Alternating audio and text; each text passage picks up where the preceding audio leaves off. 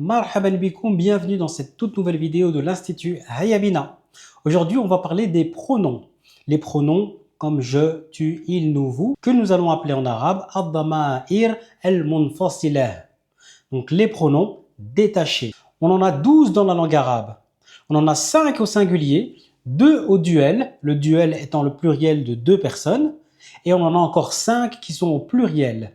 On va repasser dans chacun d'entre eux et je vais vous donner à chaque fois un de ces pronoms. On va retrouver dans le Coran. Le premier, c'est je. Je, en arabe, on va dire ana. Et on va notamment le retrouver dans le verset de le Coran où Allah subhanahu wa ta'ala nous dit Innani ana Allah. Donc certainement, Innani ana Allah. Je suis Allah. Ana Allah, je suis Allah. En deux mots, vous constaterez là que le verbe être n'est pas présent. On a ana et on a Allah, parce que dans la langue arabe, lorsque vous n'avez pas de verbe, ça sous-entend le verbe être. Quand je dis ana Abdullah, je suis Abdullah. Quand je dis ana Belgiki wa Conroli, je suis belge et je suis congolais. Vous entendez une phrase où il n'y a pas de verbe, c'est qu'on sous-entend, que vous sous-entendez le verbe être. Pronom suivant, c'est tu. Tu, en arabe, il y en a deux. Un pour le masculin, un pour le féminin. En français, on n'a pas cette distinction. Alors, au masculin, on va dire enta. On a d'ailleurs un verset de le Coran où Allah subhanahu wa ta'ala va nous dire enta maulana. Ça veut dire tu es enta maulana, notre protecteur. Donc, tu es notre protecteur. Rappelez-vous, il n'y a pas de verbe, sous-entendu le verbe être. Tu es notre protecteur. On a le tu féminin, on va dire enti. Par exemple, dans la phrase enti Mariamu. Tu es Mariam.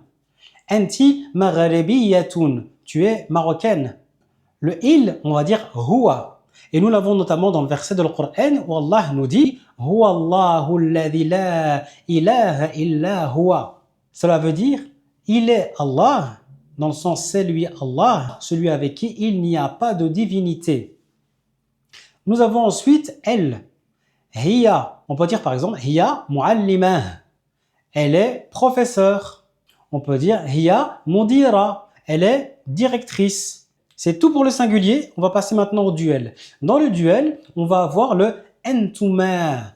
Entuma, c'est traduit par un vous, mais c'est un vous de deux personnes. Particularité par rapport à entuma, on va l'utiliser aussi bien pour le féminin que le masculin. Ça veut dire que vous avez deux filles entuma, deux garçons entuma, un garçon et une fille entuma. On va toujours utiliser le même. Maintenant, le il et elle au pluriel pour deux personnes, au duel. On va dire huma. On peut dire par exemple huma talibani. Ils sont tous les deux des étudiants. Ou au féminin huma talibatani. Vous avez compris ici que le huma va s'utiliser autant pour deux garçons que pour deux filles. On en a maintenant un qui est un peu particulier, c'est le nous. Alors nous, en arabe, on va dire nahnu. Alors la petite particularité, elle est où? C'est qu'on peut utiliser le nahnu pour un pluriel de deux, pour un muthanna. Mais on peut utiliser aussi le nahnu pour plus que deux, pour un jama'. Et là, évidemment, c'est ce qui suit qui va nous indiquer est-ce qu'ils sont deux ou est-ce qu'ils sont plus que deux. Si je dis nahnu talibani, nous sommes deux étudiants, parce que talibani, il est au duel. Par contre, si je dis nahnu tullab, alors je dis nous sommes des étudiants parce que le mot tullab est le pluriel de talib. On va notamment retrouver le nahnu dans le Coran où Allah subhanahu wa ta'ala va nous dire inna nahnu nazalna dhikra. Ça veut dire certainement nous avons fait descendre le rappel. Et pour la petite faïda, le verbe utilisé par Allah c'est nazzala. Et nazzala, ça veut dire que la descente, elle s'est faite de manière graduelle, plusieurs descentes, parce que le Coran a été descendu pendant 24 ans de vie du prophète alayhi salatu wassalam. Et dernier point, qui paraît assez logique, mais qui est toujours bon de rappeler, le nahnu utilisé ici par Allah subhanahu wa ta'ala, c'est un signe de majesté, un signe d'importance d'Allah subhanahu wa ta'ala. Comme on va, vous voyez, une personne, alors qu'elle est seule, ici Allah subhanahu wa ta'ala parle de lui en disant nous. Pronom suivant, c'est le vous au masculin. Parce qu'en arabe, on a un vous masculin et un vous féminin lorsqu'on est au pluriel. On va dire au masculin entum. Au féminin, on peut dire entunna. Entunna, c'est le vous lorsqu'on est plus que deux personnes au féminin. On peut dire par exemple Antunna talibat. Donc, vous êtes des étudiantes. On va voir maintenant le il pluriel et le elle pluriel. Pour le il pluriel, on va dire hum. On peut dire par exemple hum tullab. Ils sont étudiants.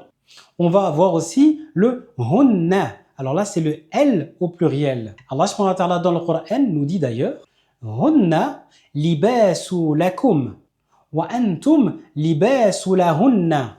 Elles sont un vêtement pour vous et vous êtes un vêtement pour elles. Alors, qu'avons-nous vu aujourd'hui? Nous avons vu les pronoms dans la langue arabe. Ad-damir munfasil. Nous avons vu que ces pronoms détachés, il y en a 12. 5 singuliers, 2 au duel et 5 pluriels. Le ana pour je, enta pour tu, enti pour tu féminin, huwa pour il, hiya pour elle. Au duel, nous avons vu le entuma pour le vous de 2 personnes et le huma pour le il, elle de 2 personnes. Et les deux s'utilisent pour le masculin et le féminin. Au pluriel, nous avons vu le vous masculin, entum, le vous féminin, entunna, il au pluriel, hum, et elle au pluriel, hunna. J'espère que cette vidéo vous aura apporté plein d'informations nouvelles sur la langue arabe ou un bon rappel. Si vous voulez en savoir plus sur la langue arabe, n'hésitez pas à nous rejoindre à l'Institut Hayya Bina. Les inscriptions pour le mois de septembre sont déjà ouvertes. Ma'a salama.